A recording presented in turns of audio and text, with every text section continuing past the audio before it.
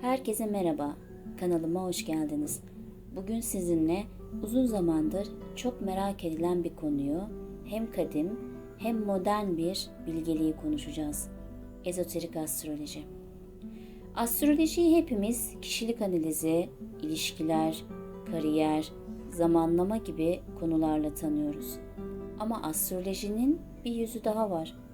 Daha eski, daha derin, daha ruhsal bir yüz. Astrolojinin içsel bilgi taşıyan ezoterik tarafı. Bu videoda ezoterik astrolojinin ne olduğunu, hangi kadim öğretilerden beslendiğini, kişisel dönüşümü nasıl desteklediğini ve neden son yıllarda dünya çapında bu kadar yükseldiğini anlatacağım. Hazırsanız başlıyoruz. Ezoterik, içsel bilgi, sır, derin anlam, sembolik gerçeklik demektir.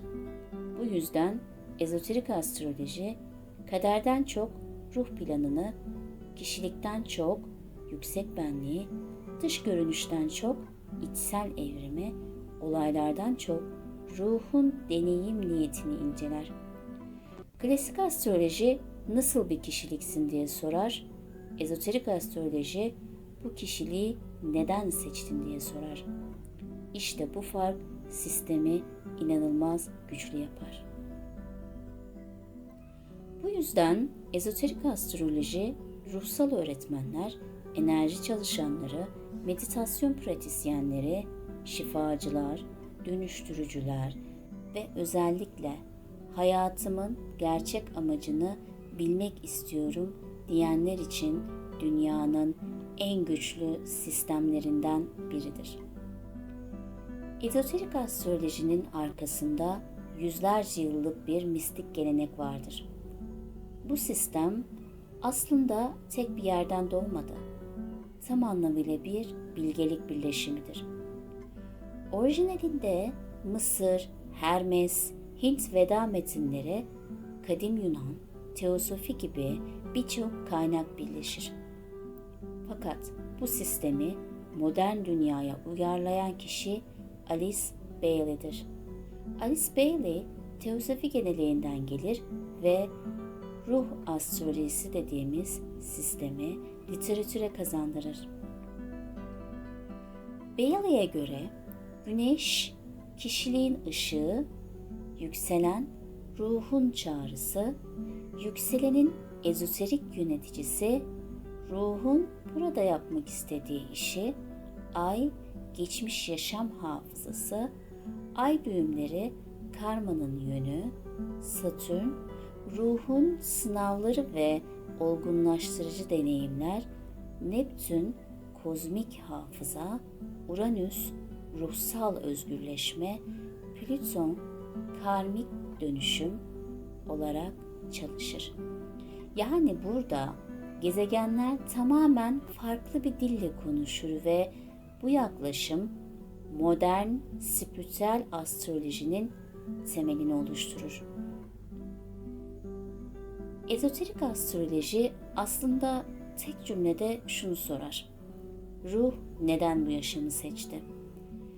Bu yaşamda seçimlerin, derslerin, insanlarla olan karşılaşmaların, travmaların, aşkların, başarıların bile bir ruhsal matematiği vardır. Ezoterik astroloji bunu masaya yatırır.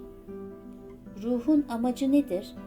Buraya hangi görevi üstlenmek için geldin? Bu görevin için hangi yeteneklerle geldin? Hangi zorlukları dönüşüm aracı olarak seçtin? Hangi ilişkilerle karmayı kapatacaksın? Ruhunun büyüme yönü nedir? Bu soruların cevapları doğum haritasının ezoterik okumasında saklıdır. Ezoterik astrolojinin en bilinmesi gereken farkı şudur: astrolojide iki harita vardır. Ego haritası, ruh haritası. Ego haritası klasik astrolojidir. Kimsin, karakterin nedir, nasıl davranırsın diye sorar. ruh haritası ezoterik astrolojidir. Bu kimliği neden seçtin diye sorar. Yani bir nevi klasik astroloji, somut hayat, ezoterik astroloji, ruhsal amaç. Örneğin klasik astroloji Koç, aceleci, fevri, cesur der. Ezoterik astroloji Koç bu yaşamda cesareti deneyimlemek için buradadır der.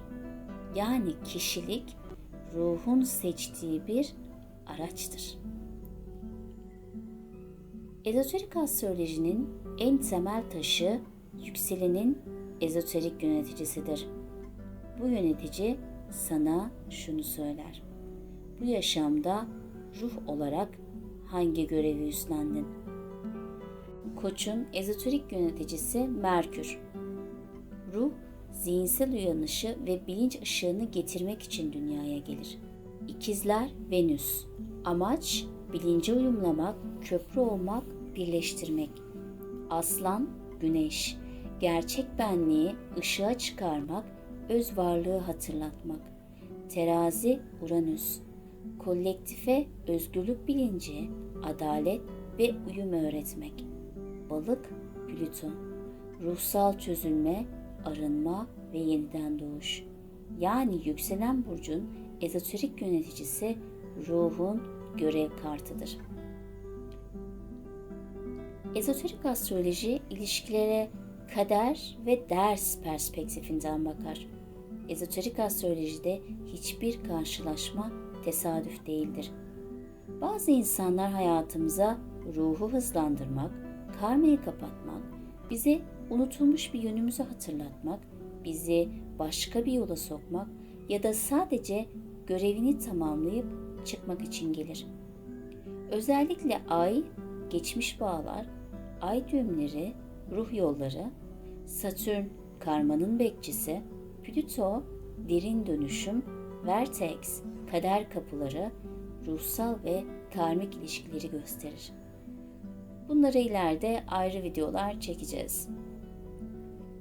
Ezoterik astrolojide bazı transitler ruhun uyanış döngüleridir. Satürn dönüşü 29-30 yaş, ruhun olgunlaşma sınavı. Plüto transiti derin karmik çözülmeler, yeniden doğuş. Uranüs karşıtlığı 40-42 yaş, gerçek benliğin özgürleşmesi. Kuzey ay düğümü transitleri kaderin hızlanması, yön değişimi. Neptün döngüleri ruhsal hafızanın ve sezgilerin açılması. Bu döngülerde hayatımızdaki olayların ardında ruhsal bir matematik çalışır ve ruhun evrim dosyasındaki derslerle bağlantılıdır. Ezoterik astroloji ilk bakışta karmaşık, hatta bazen büyülü bir dil gibi gelebilir. Ama aslında tüm bu semboller, gezegenler, döngüler ve ezoterik yöneticiler tek bir kapıya çıkar.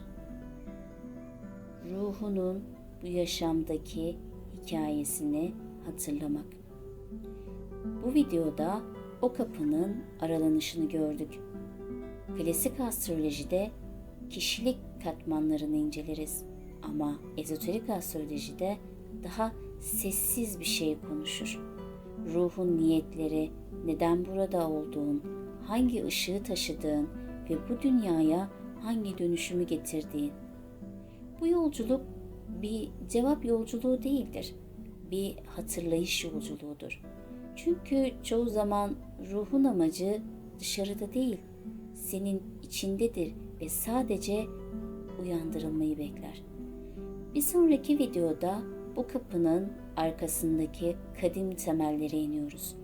Ezoterik astrolojinin iki büyük haritasını açacağız. Teosofi ve Hermetik öğreti. Bu iki öğreti sadece bir bilgi değil, insanlığın ruhsal hafızasıdır. Ve ezoterik astrolojiyi anlamanın sırrı da tam burada yatar. Gezegenlerin ardındaki sembolik dili, ruhsal evrimin matematiğini ve kadim bilgelerin bu sistemi nasıl inşa ettiğini keşfedeceğiz. Eğer bugün anlattıklarım sizde bir kıvılcım yaktıysa, içinizde benim hikayem ne sorusu yankılandıysa ya da sadece bu bilgelikte kendinizi eve dönmüş gibi hissettiyseniz, o zaman daha yeni başlıyoruz. İkinci bölüm, bu yolculuğun kapılarını çok daha derin açacağız. Videoyu beğenmeyi, kanala abone olmayı ve bildirimleri açmayı unutmayın. Çünkü bundan sonra gireceğimiz bilgiler ruhun haritasını okumanın gerçek anahtarlarını içeriyor. Bir sonraki videoda görüşmek üzere. Işığınız rehberiniz olsun.